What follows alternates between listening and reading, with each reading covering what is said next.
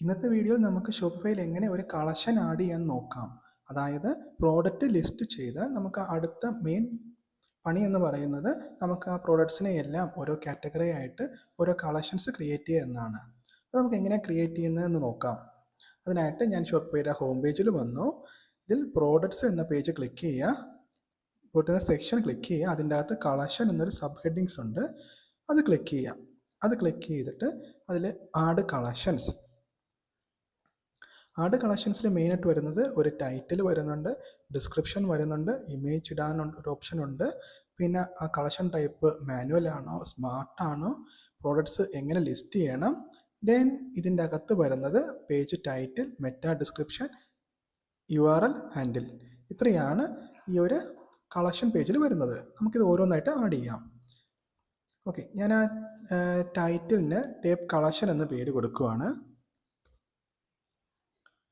ഇനി ഡിസ്ക്രിപ്ഷനിൽ ഞാൻ ആ ടേപ്പ് കളക്ഷന് ഒരു ഡിസ്ക്രിപ്ഷൻ കൊടുക്കുകയാണ്.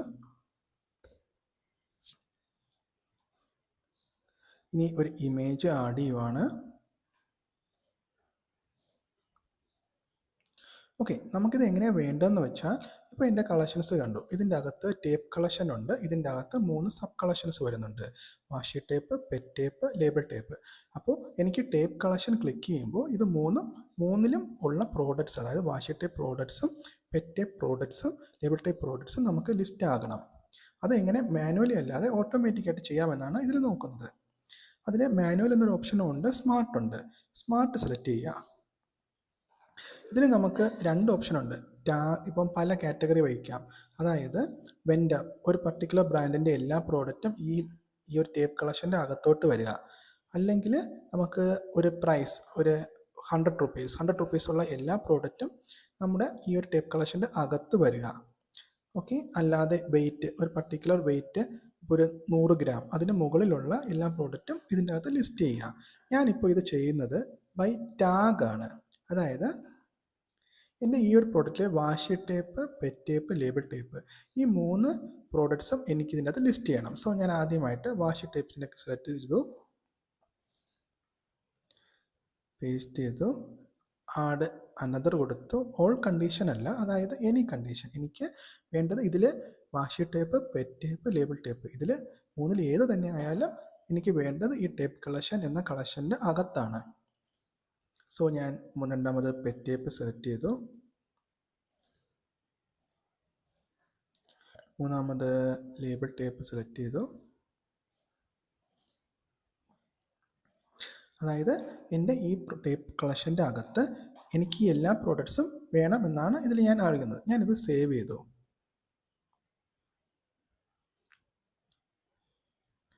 സേവ് ചെയ്യുമ്പോഴേ അറിയാം, ഞാൻ ഓൾറെഡി ലിസ്റ്റ് ചെയ്തിട്ടുള്ള വാഷി ടേപ്പും പെറ്റ് ടേപ്പും അതുപോലെ ലേബിൾ ടേപ്പും എല്ലാം എൻ്റെ ഈ ടേപ്പ് കളക്ഷൻ്റെ അകത്ത് ലിസ്റ്റായി. ഈ ടാഗ് നമ്മൾ കൊടുക്കുന്ന ടൈമിൽ, അതായത് ഒരു പ്രോഡക്റ്റ്, അതായത് ഇതാണ് ഒരു പ്രോഡക്റ്റ് നമ്മൾ ആഡ് ചെയ്യുന്ന ടൈമിൽ ടാഗിൻ്റെ അകത്ത് നമ്മൾ ആ ഒരു ഹെഡിങ്ങിൻ്റെ നെയിമും കൂടി കൊടുക്കുക. അതായത് വാഷി ടേപ്പ് ആണെങ്കിൽ വാഷി ടേപ്പ് എന്ന ഹെഡിങ് കൊടുക്കുക.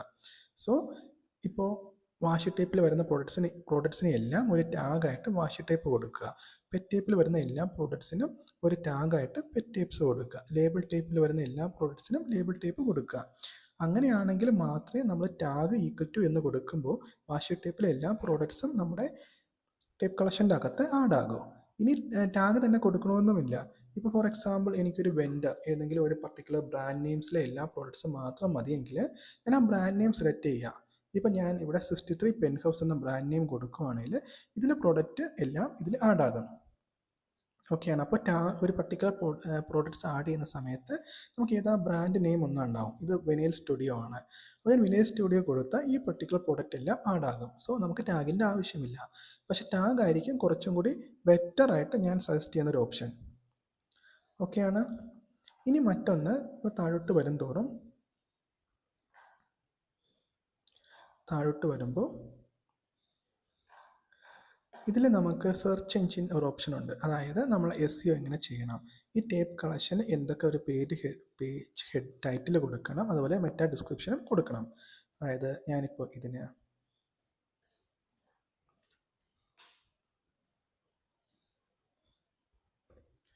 ഒരു ടൈറ്റിൽ കൊടുത്തു,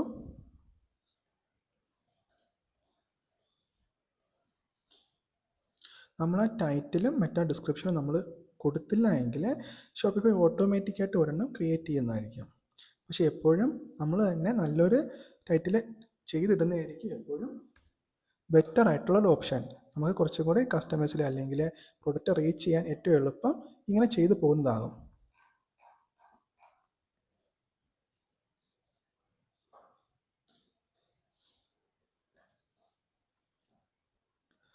ഓക്കെ, അപ്പോൾ ഇങ്ങനെയാണ് ശരിക്കും ഒരു കളക്ഷൻ പേജ് നമുക്ക് ആഡ് ചെയ്യേണ്ടത്. അതായത് അതിലാകെ വേണ്ടത് പിക്ചർ വേണം, ടൈറ്റിൽ വേണം. നമുക്ക് മാനുവലിനേക്കാളും സ്മാർട്ട് കണ്ടീഷൻ കൊടുക്കുന്നതായിരിക്കും എപ്പോഴും നല്ലത്.